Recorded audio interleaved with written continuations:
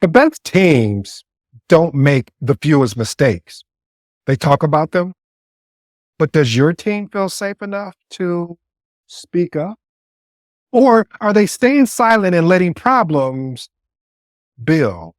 Honestly, family, most project failures have nothing to do with deadline, scope, or even budgets.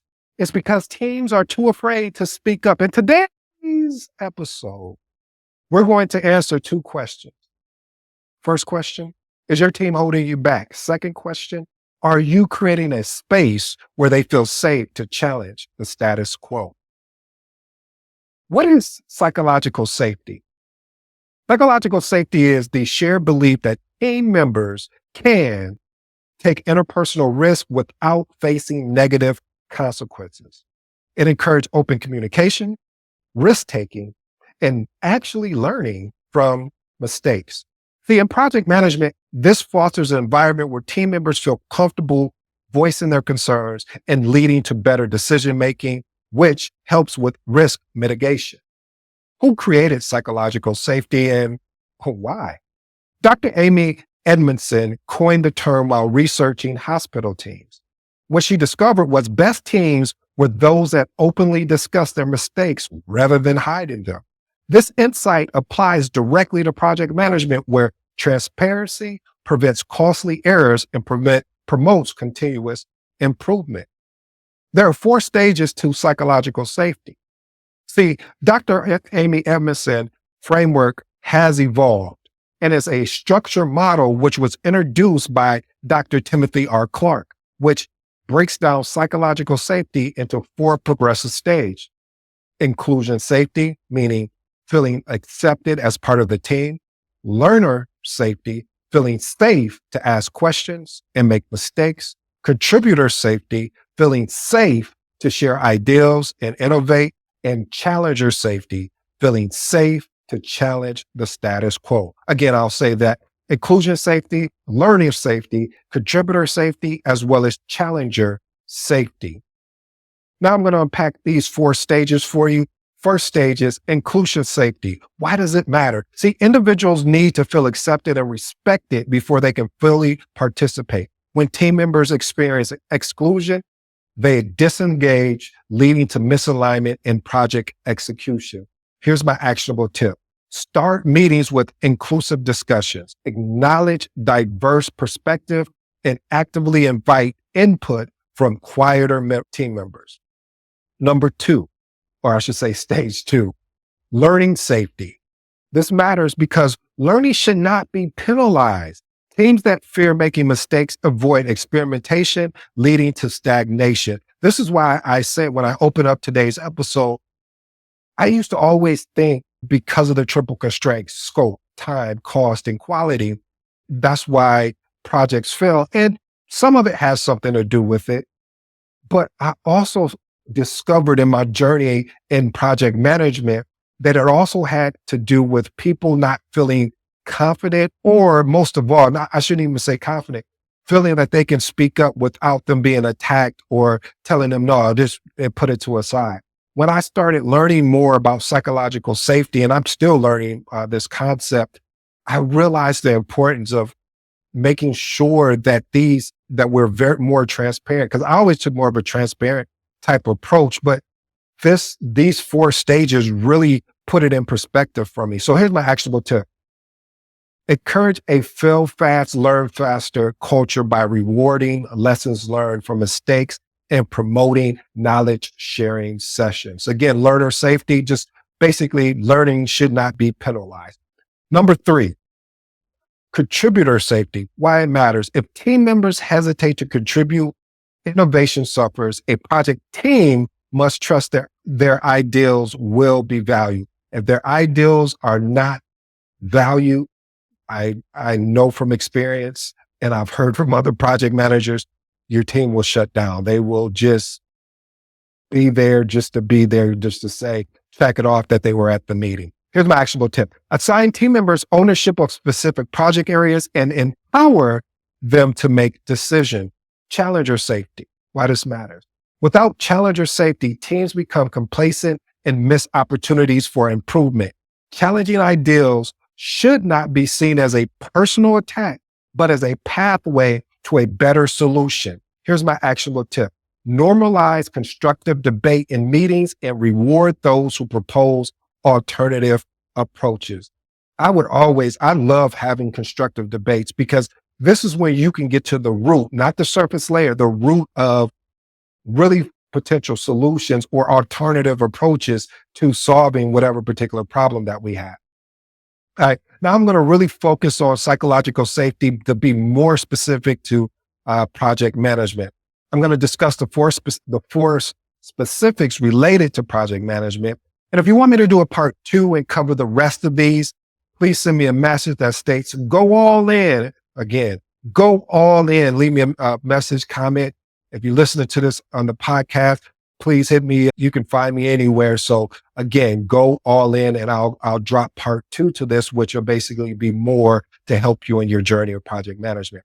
All right. The link between psychological safety and Agile. Agile thrives on continuous feedback and adaptability. Without psychological safety, Agile teams fail. This is why I've started mixing more at the Agile mindset and my predictive projects, because again, the more transparent we are, the more adaptable we are, it really helps the team long term. Here's my actionable tip. Ensure Scrum retrospectives are blame free. Again, I'm going to repeat that because I've been in retrospectives where it wasn't blame free. It was, you did this, instead of really making it blame free and using the start, stop, continue method so we can encourage truly open discussion. All right. The role of psychological safety and stakeholder communication. If project managers feel unsafe communicating risk to executive, projects suffer due to withheld information. One of the things, here's my actionable tip, and I'm going to give some more context. Use data-driven storytelling when presenting risk to stakeholders so conversations remain factual, not emotional. This is something I learned when I had to start presenting to executives.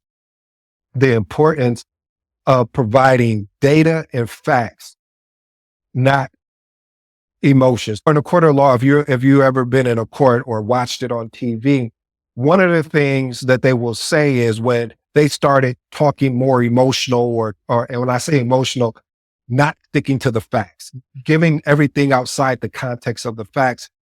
The opposite side will say that's hearsay. And hearsay is saying that, hey, where are the facts to support that particular statement? So this is something I learned. Again, family, thinking outside the box. I started watching a lot of court. I'm fascinated with the whole, maybe one day I'll be a lawyer. I don't know. But I was just so fascinated with that because having the ability to really stick to the facts. What are the facts? Not what the hearsay information is, not something that we're making up and we can't tie a data-driven point to it. So it's important that we stick to the facts especially when you're having these conversations with executives, because they're going to ask you questions. And if it's not fact-driven and it's more emotional-driven, and again, clarifying emotional, meaning that it has no ties to the actual fact. What is actually going on? Not something that is all over the place. Okay, I drained that point too long. How psychological safety impacts decision-making. Teams with low psychological safety engage in groupthink, making poor decisions because they fear other people's opinion. This is one of the things when you make the jump into project management, having the ability to break up this group thinking, and you'll be able to notice it. I'm telling you, as you continue to engage in more and more projects, you can see who's trying to dominate. And then once you figure that out, and then you figure out who's aligning with it, knowing that once you have a one-on-one, and the only way you'll find this out if you have a one-on-one conversation with them, because they won't do it in the group. But you have to make them feel comfortable to do it in the group so we can disrupt that group thinking, because group thinking does nothing collectively for the team. We might as well be operating in silos, and that's what it is. So here's my actionable tip. Assign someone the role in the meeting to encourage alternative viewpoints. I love doing this. I'll have somebody that has a viewpoint and I'll make a decision on someone to have an alternative viewpoint.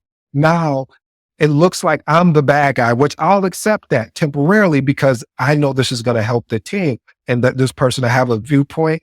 And maybe sometimes I'll be the viewpoint. So that way it'll get the team, the alternative viewpoint, excuse me, because that'll get the team to understand, oh, we need to do more of this. And it makes them feel more comfortable. So I'll push back and say, no, let me tell you why I think we should go this route. Now you pick my information apart. This really helps the team long term. Encourage psychological safety in virtual teams. Remote teams often struggle with psychological safety due to the lack of face-to-face interaction.